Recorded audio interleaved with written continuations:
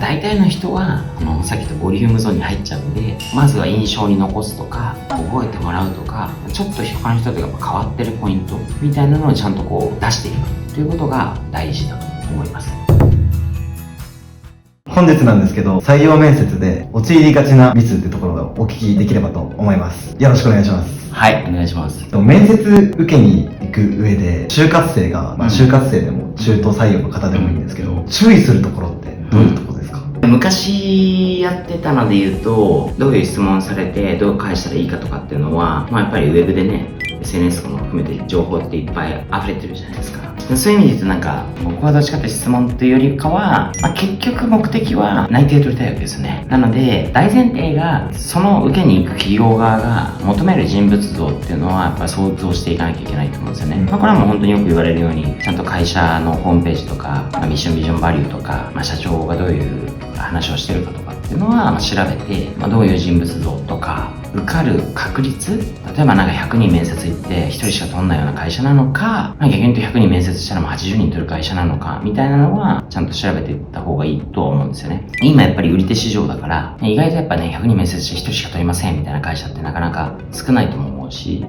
般的な企業だったら受かることがまず目的だから、どちらかというとすごく質問にめちゃめちゃ答えられて、要はこのテストで言ったら100点取れる人か、もう本当に言い方ですけど頭悪くてもう全然点数取れない人っていう話よりも、でもこの間のゾーンで多分大体の人はここに入るわけじゃないですか。だからそうした時にやっぱり気をつけた方がいいなと思うのは、一つはそれも差別化だと思うんですよね。だからめちゃめちゃもう点数がバンと全部100点取れますよみたいな人って、それだけで優位性があるじゃないですか。で今度本当に頭が悪くて0点とか10点しか取れませんよみたいな人は、ここはここでどう受かるかってちょっと別の話ですけど、大体あるボリュームゾーンでいくとどう印象に残すかっていうのがやっぱり一つ目大事だと思うんで、だから意外とみんな質問にどう答えるかって A か B かみたいな答えを出したがるんですけど、それよりもどう印象に残すかとかっていうのはやっぱ結構考えた方がいいなってものが一つ。あと全然違いますけど、僕は昔やってたので言うと、面接の時ってやっぱみんな構えてくるから、そういう質問考えたりとかして、意外と素が分かんないことってあるなと思って、僕は素を知りたいんで、昔はだからそうですね、面接に来る時間が近づいてきたら、会社の前を掃除しだして、本当に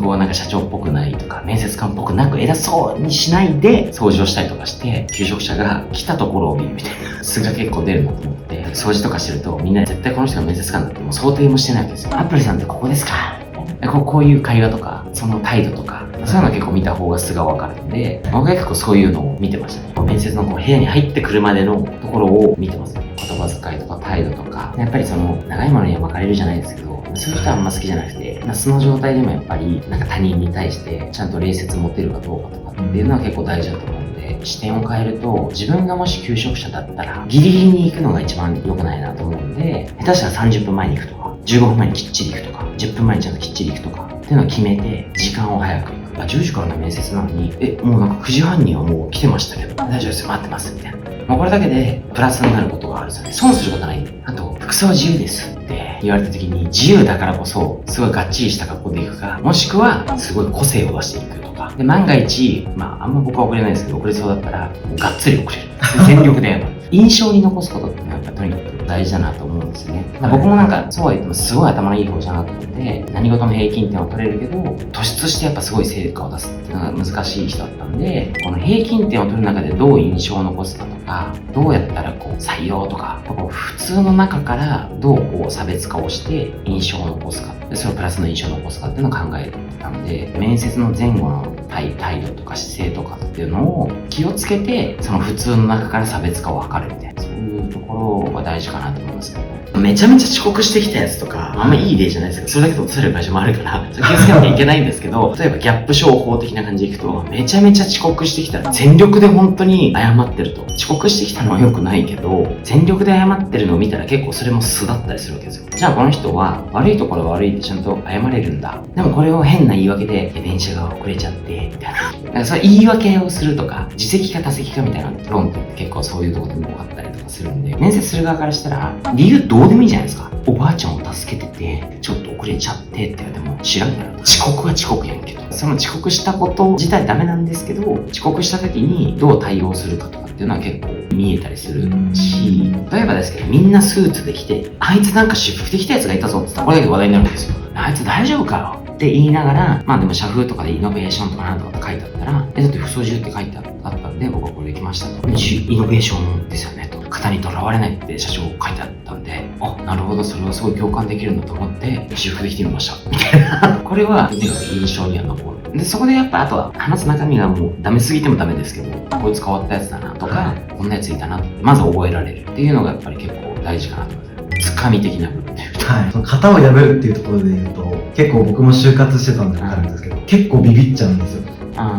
それってもう本当に突出しちゃっていいもんなんですか？その型にはまった、ちゃんとこうオペレーションを適切に、すごい能力なくてもミスをしない人を求めてるような職種とか社風とかだったら、あからさまに落ちに行くようなもんじゃないですか。だけど、そうでなかったら、まず覚えてもらう、印象を残してもらうっていうことがないと、そもそも忘れ去られちゃうじゃないですか。純粋に中身で勝負しなきゃいけなくなっちゃうので、こういう質問されます、こういう質問にはこう答えた方がいいですよっていろいろありふれてるんで、それを別にやるか、みんなも同じような答え返ってくるわけですよ。なぜ弊社に応募したんですか？みんな型にはまったら来るじゃないですか。つまんないな。やるんだったら、めちゃめちゃ会社のこと調べて、めちゃめちゃそれを喋れるんだとしたら、あ、この人はちゃんと調べる人なんだみたいなプラスはあると思うんですけど、やるんだったらもうそれを徹底的にやる。さっきの話に戻りますけど、徹底的にやっぱやる人ってほんとすごいんで、それがやっぱちょっと足りないなとか、ちょっと自分またそこまで及ばないなって思うんだったら違う方向で勝負しに行かないと。なので素の自分を出したりとか、その求めてることを頑張って自分なりに想像してやってきたっていう事実が別に落ちたら落ちたで、別に良くないですか？今逆にだからいい時代で売り手市場だし、別にそんな大した問題じゃないから、だったら中途半端にいくらか分かんないけど努力してるより思いっきり差別化いって、確率論的にも多分ずっとやってったらそっちの方が当たる確率高いと思うんですよ。